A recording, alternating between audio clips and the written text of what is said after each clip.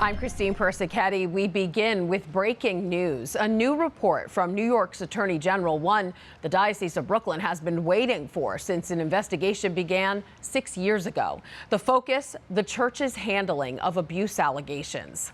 The 75-page document released Tuesday by New York Attorney General Letitia James focuses on allegations after 2002.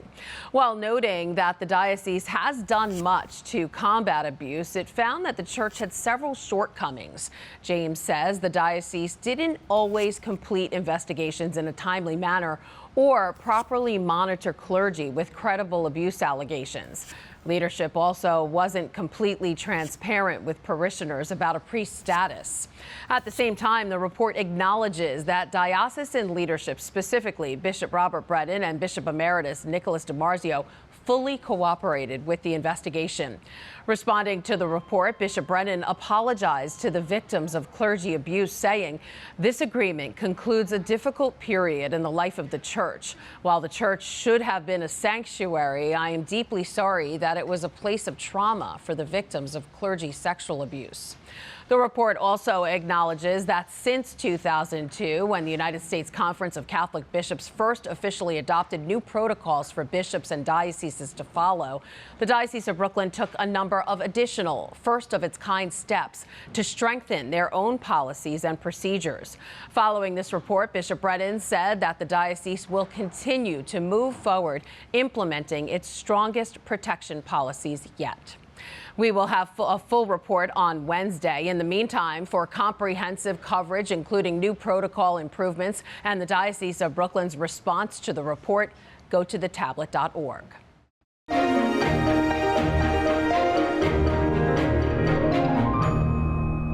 Thousands of people will be heading to the Diocese of Brooklyn's Eucharistic Revival on Saturday. They're coming from all over Brooklyn and Queens, representing all the diocese's different ethnicities. With so many different cultures and different languages, Revival organizers are now working with an app to break down any language barriers. Current News' Katie Vasquez explains. Nothing will be lost in translation at the Diocese of Brooklyn's Eucharistic Revival on Saturday.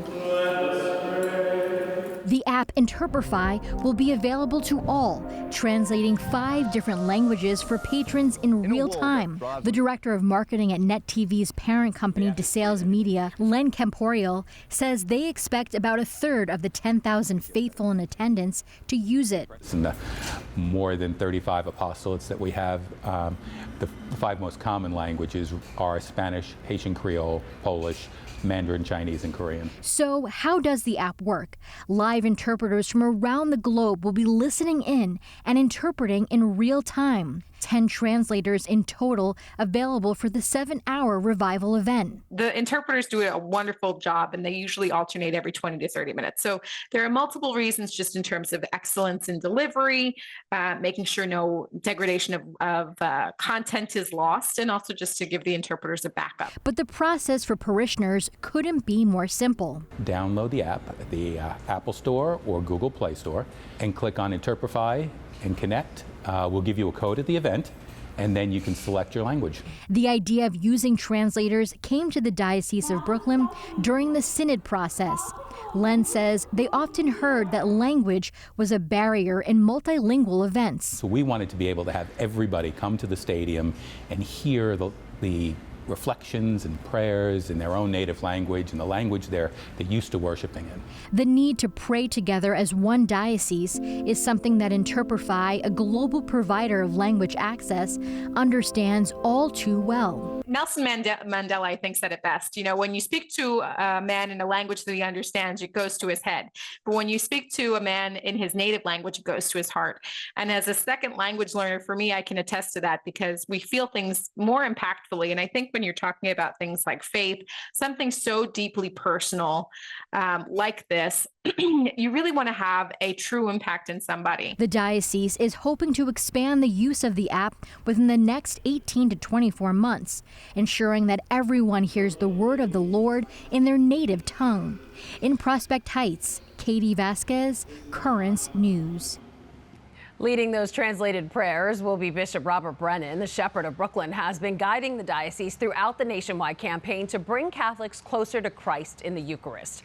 And he also did that on a nationwide scale during a live show on the campaign's social media page. Bishop, Eucharistia, am I saying that right? The original Greek for the word Eucharist, it means Thanksgiving, correct? I think you. That's correct. Yeah. The word itself means thanksgiving. And so the whole of the Eucharistic prayer is a prayer of thanksgiving and a prayer of remembrance. Bishop Brennan was a guest on a live stream called Beautiful Light, a Paschal Mystagogy, where he spoke about the sacred mysteries of the Mass. While Bishop Brennan is leading the prayers, a special choir will be leading the faithful in song. The singers are all volunteers representing the diversity of the diocese. Current News' Katie Vasquez was at their recent rehearsal and gives us a sneak peek.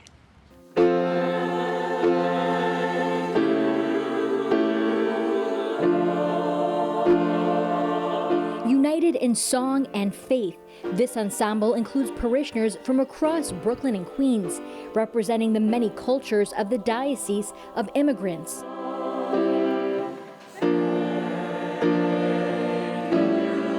They will be performing for upwards of 10,000 faithful at the Diocese of Brooklyn's Eucharistic Revival on April 20th. The choir, all volunteers, who responded to an online call for singers strongly connected to their faith. I'm blessed to still always be singing in a choir. That's like my hobby. It's nothing I just can't do. It don't feel right if I'm not in the Mass.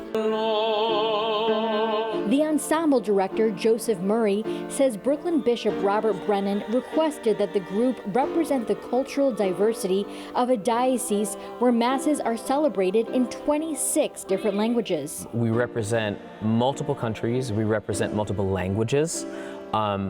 We have the ability to celebrate liturgy in ways that a lot of other dioceses in the country do not. Sing in a language like Mandarin, Polish, or Creole was the motivation for Shrine Church of St. Gerard Majella cantor Elizabeth Simpson. I have sung in just about every language that there is, so that is not something that would stop me from wanting to participate in this. This actually makes me want to do this. Ensuring that no one in the stands feels left out. So I think to express our faith in our language is something very awesome. It gives us the freedom really to fit in. Because some people sometimes they don't fit in because of the language and the culture. So I think it's cool. And the group will continue practicing up until the revival event. In Windsor Terrace, Katie Vasquez, Currents News. You still have a chance to join that choir. For more information, you can call Joseph Murray at 718-924-2549. You can also email doberchoir@gmail.com. And if you just want to attend the Eucharistic Revival, you can contact your local parish for free tickets. If they don't have any available, you can also email pilgrimage@diobrook.org or call 718-965-7313. And of course, you can watch the event live right here on Net TV.